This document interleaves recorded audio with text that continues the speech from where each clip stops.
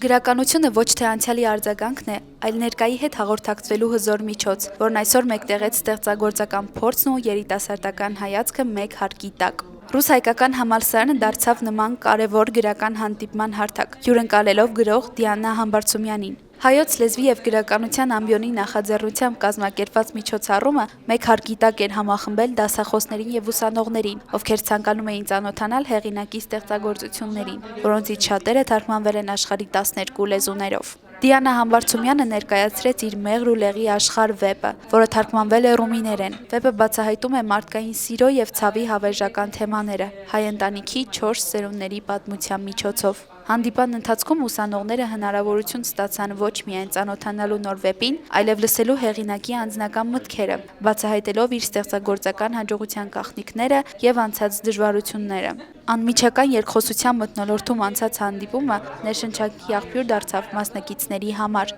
վերածվելով ոչ միայն կրթական, այլև մշակութային վառ իրադարձության։